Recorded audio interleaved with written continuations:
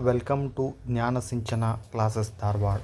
ಆತ್ಮೀಯ ಸ್ಪರ್ಧಾರ್ಥಿಗಳೇ, ಇವತ್ತಿನ ದಿವಸ ಟಿ ಇ ಟಿ ಅಪ್ಲಿಕೇಶನನ್ನು ಯಾವ ರೀತಿಯಾಗಿ ಅಪ್ಲೈ ಮಾಡಬೇಕು ಅನ್ನೋದನ್ನು ತೋರಿಸ್ಕೊಡ್ತಾ ಇದ್ದೀನಿ. schooleducation.karnataka.government.in ವೆಬ್ಸೈಟ್ನಲ್ಲಿ ನಾವು ಓಪನ್ ಮಾಡಬೇಕು. ಮೊದಲಿಗೆ ಈ ಥರನಾಗಿರ್ತಕ್ಕಂತಹ ಬರ್ತದೆ ಪೇಜ್. ಬಂದಾಗ ಮೊದಲನೇ click for online application for Karnataka teacher eligibility ಟೆಸ್ಟನ್ನು ಆಯ್ಕೆ ಮಾಡಿಕೊಳ್ಳಬೇಕು. ನಂತರ online application for Karnataka T E T ಅಂತ 2025 ಇದೊಂದು ಲಿಂಕ್ ಬರುತ್ತೆ. ನೆಕ್ಸ್ಟ್ ನೀವೇನಾದರೂ ಆಲ್ರೆಡಿ ಟಿ ಇ ಟಿಯನ್ನು ಪಾಸ್ ಆಗಿದ್ದರೆ, ನಿಮಗೆ ಇಲ್ಲ ಅಂತಂದರೆ download the Karnataka eligibility test certificate ಮೇಲೆ ಕ್ಲಿಕ್ ಮಾಡಿಕೊಂಡು ನೀವು ಸರ್ಟಿಫಿಕೇಟ್ ಹಿಂದಿನ ವರ್ಷದ ತಗೋಬೋದು.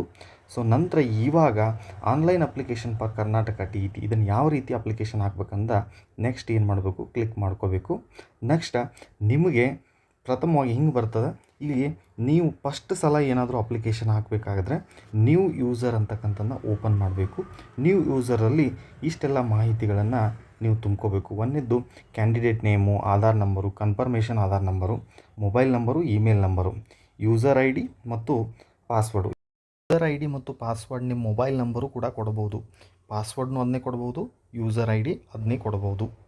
ಕೊಟ್ಟಿರುವ ಯೂಸರ್ ಐ ಡಿಯನ್ನು, ಪಾಸ್ವರ್ಡನ್ನು ಬಳಸ್ಕೊಂಡು ನಂತರ ಲಾಗಿನ್ನಲ್ಲಿ ಆಗಿದ್ದರೆ ನಂತರ ಬರ್ತಕ್ಕಂಥ ಸ್ಲೈಡು ಇದು. ಲಾಗಿನ್ ಆಗಿದ್ದ ತಕ್ಷಣ ಬರ್ತಕ್ಕಂಥ ಸ್ಕ್ರೀನ್ ಮೇಲೆ ಈ ರೀತಿ ಬರ್ತದೆ. ಇಲ್ಲಿ ಪರ್ಸ್ನಲ್ ಡೀಟೇಲ್ಸ್ ಮೇಲೆ ಕ್ಲಿಕ್ ಮಾಡಿದಾಗ ನಿಮಗೆ ಬರ್ತಕ್ಕಂಥ ಸ್ಲೈಡ್ ಇದು.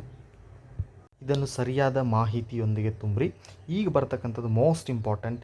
ಇಲ್ಲಿ ನಿಮ್ಮ ಎಜುಕೇಷನ್ ಕ್ವಾಲಿಫಿಕೇಷನ್ನ ಕರೆಕ್ಟಾಗಿ ತುಂಬಬೇಕು.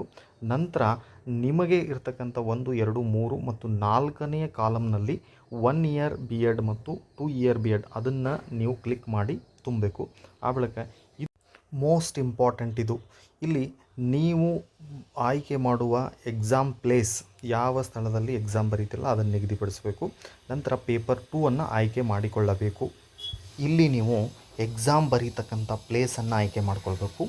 ನಂತರ ನಿಮ್ಮ ಪೇಪರನ್ನು ಆಯ್ಕೆ ಮಾಡ್ಕೋಬೇಕು. ಇಲ್ಲಿ ಫಸ್ಟ್ ಲ್ಯಾಂಗ್ವೇಜ್ ಮತ್ತು ಸೆಕೆಂಡ್ ಲ್ಯಾಂಗ್ವೇಜ್ ಕೆಳಗೆ ಬರ್ತವೆ, ಅವುಗಳನ್ನು ಆಯ್ಕೆ ಮಾಡಿಕೊಂಡು ನಂತರ ನಿಮ್ಮ ಫೋಟೋ ಮತ್ತು ಸಿಗ್ನೇಚರನ್ನು ಅಪ್ಲೋಡ್ ಮಾಡಬೇಕು. ಲಾಸ್ಟ್ ಫೈನಲ್ ಸಬ್ಮಿಟ್ ಕೊಡಬೇಕಾದ್ರೆ ಎಲ್ಲವನ್ನು ಒಂದು ಸಲ ರಿವ್ಯೂ ನೋಡಿ ಅದು ಯಾವ ರೀತಿ ಏನಾದರೂ ಮಿಸ್ಟೇಕ್ ಆಗಿದ್ದರೆ ಅದನ್ನು ಫಿಲ್ಲಪ್ ಮಾಡಿ ನಂತರ ಫೈನಲ್ ಸಬ್ಮಿಟನ್ನು ಕೊಡಿರಿ. ಒಂದು ಸಲ ನೀವು ಫೈನಲ್ ಕೊಟ್ಟರೆ ಇದು ಅಪ್ಲಿಕೇಶನ್ ಕ್ಲೋಸ್ ಆಗುತ್ತೆ.